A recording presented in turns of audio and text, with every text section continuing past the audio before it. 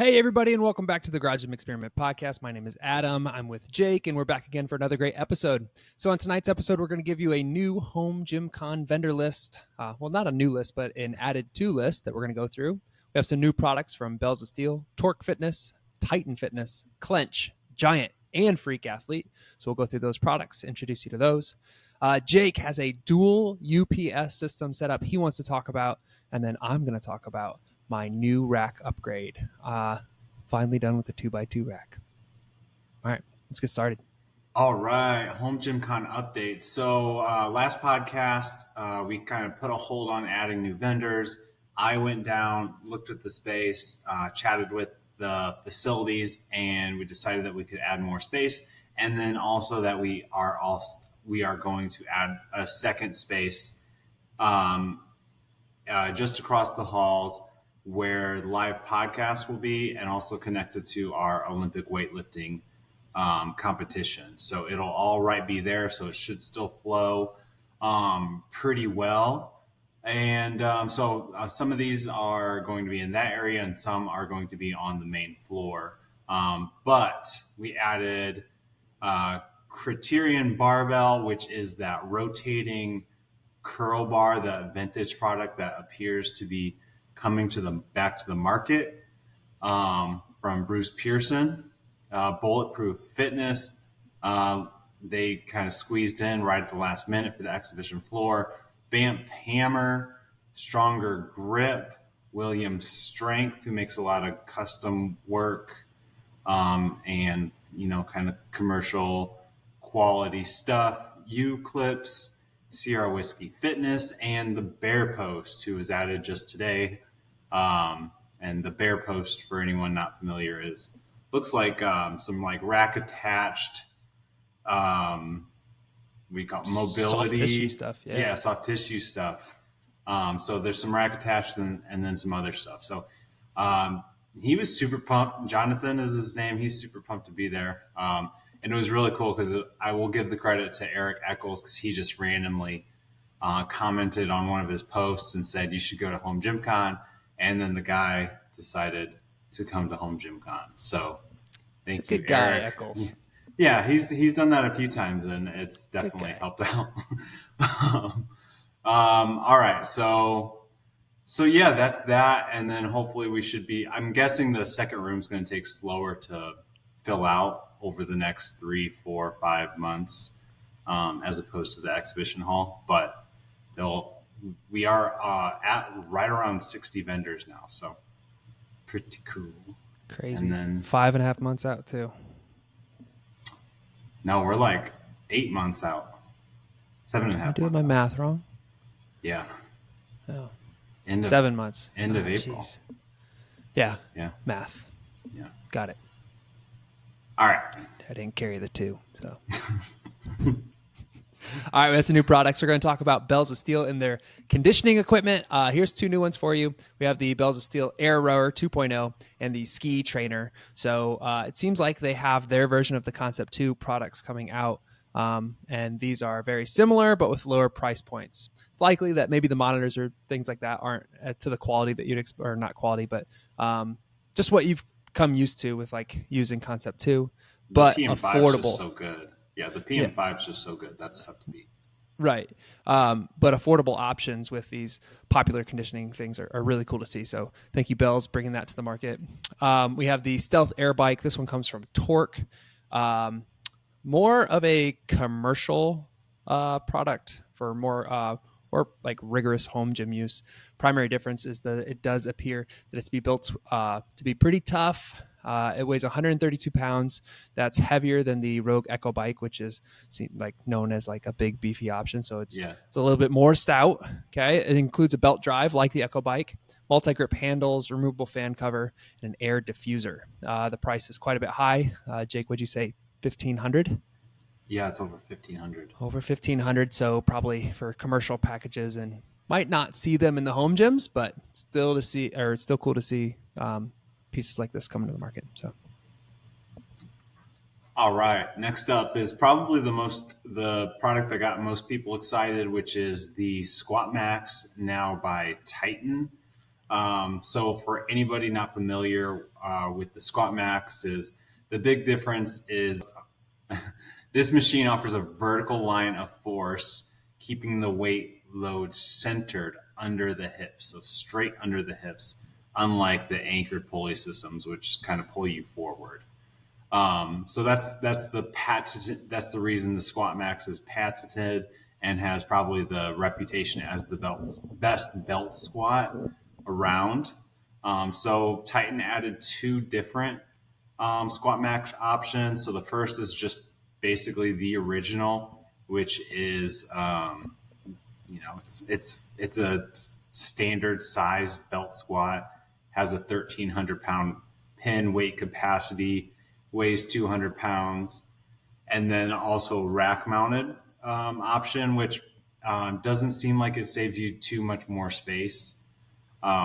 Maybe a foot and a half or so. It should mount to basically any 3x3 racks though. So both options, I didn't memorize the price, but I think the freestanding one is $14.99 and the rack mounted is $12.99. So I think that's right. And then basically, I actually had a podcast with Brian earlier today, and he and both of them are touting this as just a more refined product at a better price. So it seems like a win-win for Titan and Mr. Hennessy from Squat Max, who is kind of a one-man show slinging this product. So yeah, this is pretty exciting. And go ahead. I did want to talk about the Squat Max one more thing. Did you see the tease today on someone else coming or bringing a Squat Max in their catalog? Yes, and that was discussed on the podcast as well. So Surplus Strength is working on a something more robust, specifically for commercial facilities or sports teams. And this is going to be, it's not going to include as many bells and whistles. So like you've seen Brian use the Squat Max in his gym for like a lot of different stuff like seal rows and dips and glute there's bridges. Other attachments, stuff like that. So this is going to be just a more beefy version of the Squat Max designed for belt squats, because he was like, sports teams don't care about like being able to do multiple different things in the space. So that's kind of what's being worked on. He said hopefully by the end of this year there's something. Good. Yeah. All right, we're going to keep going with those new products. Another bar from Giant, and this is the Giant SSB. Similar option to the Rep SSB bar that's pretty popular, similar price point as well, but we do have that 10% discount code. Jake, is that code GGE at checkout? GGE10. GGE10 to get 10% off. So I'll save you like $30 on that one. One distinguishing factor would be that it has an aggressive black zinc knurling on it. So another SSB, I'm sure people like that. Next up, some adjustable dumbbells, the Helix adjustable dumbbells from Clench Fitness. These have the spiraling handle to increase and decrease weight.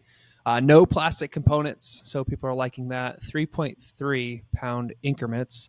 A little strange, but I guess that's just how that one works out. And it seems to be pretty compact. In the picture, we have like a 90-pound option and the 70-pound option. It's slightly more than 90s. It's like 91.3, it says 71.5. So cool, compact, adjustable dumbbell.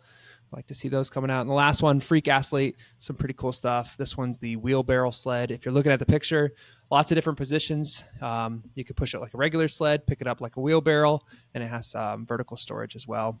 Has multiple push positions with the normal sled setup, wheelbarrow mode, and a wrap around rail for easier change of directions and vertical storage. All right. Thank you, Adam. And then we just want to discuss our home gyms a little bit. And I wanted to highlight my dual universal pulley system setup. So I have I've been a big proponent of like one rack, just like load it up with accessories. And that's pretty much what I've done. For the longest time, I had 2 universal pulley systems. As a content creator, you just kind of pick up things over the years. So I had 2, and I pretty much got rid of all my other lat pull down setups because I liked this so much. And it was just like, as my home gym was moving so much, this was just the most versatile option. They're, as all the reviews say, they're very good. It's very solid setup. I kept seeing a lot of on Instagram, a lot of people promoting the benefits of just single arm stuff. So I decided to just set up my universal pulley systems next to each other so I could use single arm for pull downs with individual handles. And I've had this set up for maybe 2 or 3 months, and I don't plan on changing it. So I just wanted to bring that up for anybody who has a universal pulley system. Might be worth adding another. In general, I just like its versatility. So you have the ability to use single handles interchangeably. You can have one setup for, and if you do get the low row, you can have one setup for a lat pull down and one setup for low row at the same time. And I do find that there's enough space to do that. Also, when you have 2 high setups, if you're just using the high on both setups, you can do one for a heavyweight movement, like a lat pull down, and then another for triceps, which is a really nice what do you call it? Superset. I couldn't think of the word superset. Yeah, like lat pull down, tricep extension superset. It's always just nice to have, or just a setup that you can have, and you don't have to move it very often. So it's nice having that. Some notes that I would add is since it's both squeezing in on a rack, you can't use 45-pound plates.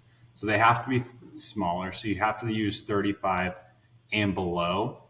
In general, it's a little tight on the edges.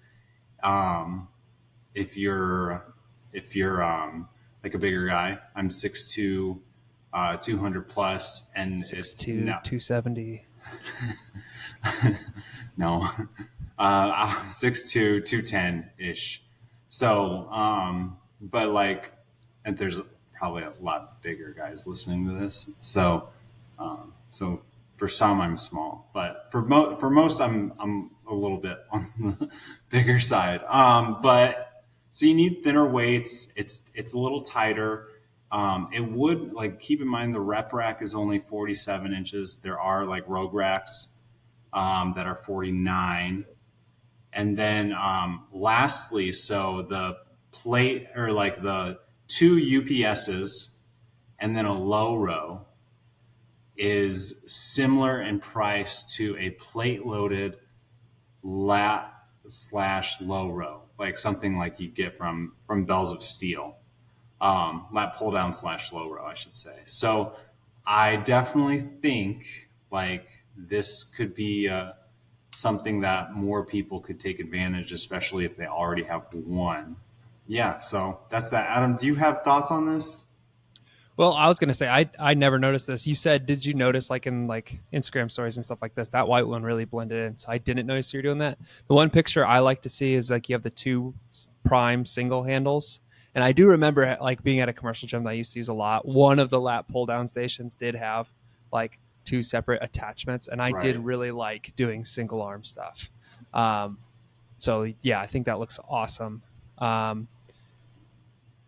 no, I like it. And it made sense too when you said that when you kept the UPS, got rid of all your other pull down things because of how versatile it is with moving around so much. I mean you could pop those off and reconfigure pretty easily. Anyways, just wanted to throw that out there. And then Adam. Yes, big proponent of the 2x2 rack. I want to start off by saying that I never really needed to update the 2x2 rack. I stick by what I said. You can start and end your home gym career with a 2x2 rack. But those of you who do have a home gym, you're always upgrading. You're always looking for the next best thing. So out with the old. I had the Rep PR 1100 for, how many years did I have that? 2019. So like 5 years, I think. Had all the attachments with it. It was great. I loved it. But I was ready to upgrade. So I could do everything I wanted to do, but I mean, honestly, it was just, I just wanted bigger and better. I also wanted better stability. I could take off my wall-mounted pull-up bar. I could do pull-ups on my rack without shaking around too much. You could do pull-ups on the PR 1100 just fine, but the more stable, the better.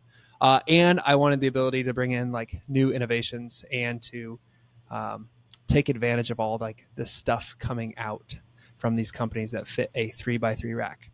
Now, one thing is it had to fit my needs and it had to be within my budget. My budget was I couldn't use really any money to do it. So it was selling things I already owned to bring this in, and I was able to accomplish that. And so I ended up going with PR 5000 by Rep. The reason I did this, number one, was it fit all those needs and the price was there. So I wanted to go American made. I wanted to support certain companies, but when push came to shove, I couldn't make it work financially, which is where Rep is just an awesome choice. It has that super high quality, the reputation, and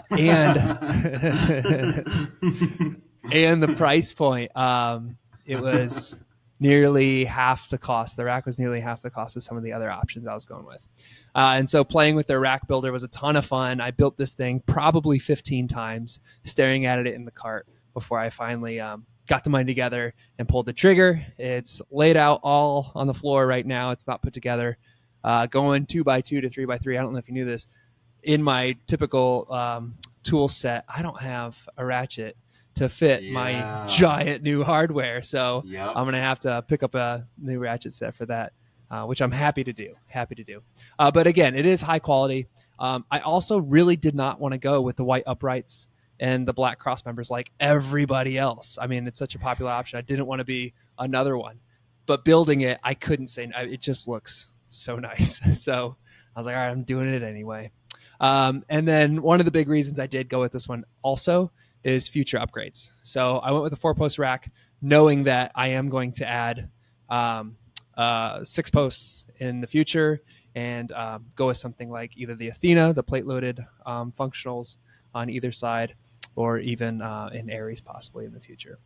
No rush to do it though, because with the current setup, I have the pulleys to do everything I want to do. But in the future, I think that would be a really cool place for my gym to be in. So I have the Rep PR 5000. Can't wait to put it together, put it to use. And yeah. Pumped. Well, I mean, I think it was very interesting to hear that, and just everyone should know that like you didn't get any discounts, nobody gave it to you for free, nope. And you truly went with that rack. Yeah. So I think that is the mindset of a lot of consumers. Like, yep, I would want to go maybe American made, but